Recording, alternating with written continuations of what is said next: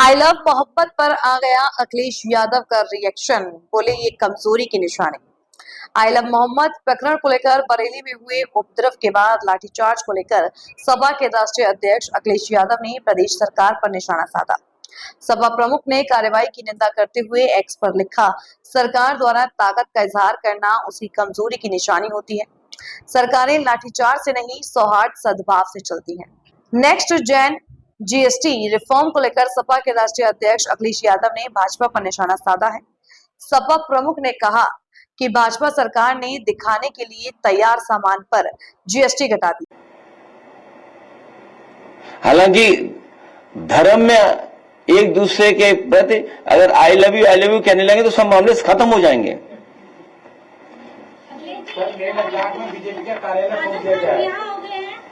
हम लोग हिंसा के पक्षधर लोग नहीं हैं और बीजेपी के लोगों को भी हिंसा के लिए बढ़ावा नहीं देना चाहिए लोगों को।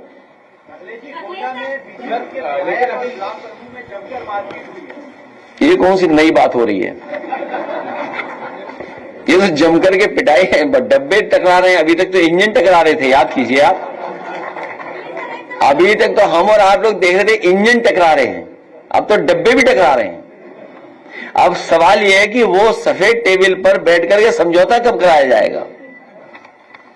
मुझे नहीं उम्मीद है कि समझौता करा पाएंगे, क्योंकि वहां पर सम्मान की लड़ाई है।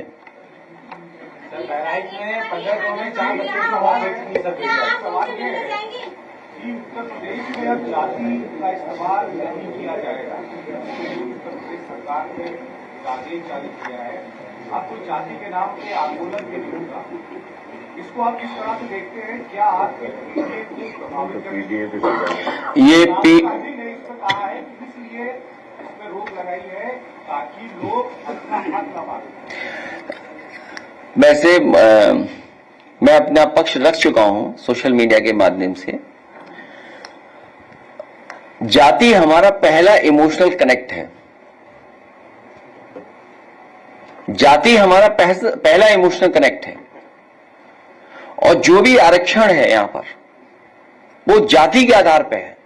बाबा साहब भीमराव अम्बेडकर जी ने जो आरक्षण दिया है संविधान में, जाति के हिसाब से मिला है। और उसके बाद मंडल कमीशन जो बना, उसकी जो प्रस्तावना है, उस प्रस्तावना में यही चर्चा हुई कि आखिरकार हम आरक्षण कैसे दें। उस प्रस्तावना में यही बात निकल करके आई, क्योंकि जाति के आधार पर हम पिछड़े हैं, इसलिए जाति के हिसाब से आरक्षण मिलेगा। ये भारतीय जनता पार्टी के लोग समय समय पर घबराए हुए हैं। ये पीडीए की एकता से घबराए हुए हैं, बहुजन समाज की एकता से घबराए हुए हैं, इसलिए इधर उधर भाग रहे हैं। और जब से समाजवादी पार्टी ने ग्राफ जारी किए, ग्राफ बना करके, जिसमें हम लोगों ने सवाल पूछा उनसे कि बताइए एसटीएफ में पीडीए कितने हैं,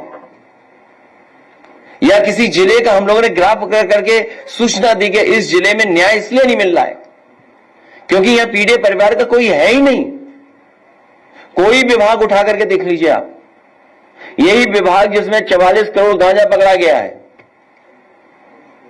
पीडीए के लोगों को दुकान ही नहीं मिली, किसी को। कब्जा किसका है उस पर? तो ये पीडीए की लड़ाई से घबराए हुए लोग हैं कि पिछड़े, दलित, आदिवासी, अल्पसंख्यक सब लोग मिलकर के एक हो रहे हैं। और उन्होंने पिछले 9 साल से देखा कि किस तरीके से ये सरकार अपमानित कर रही है।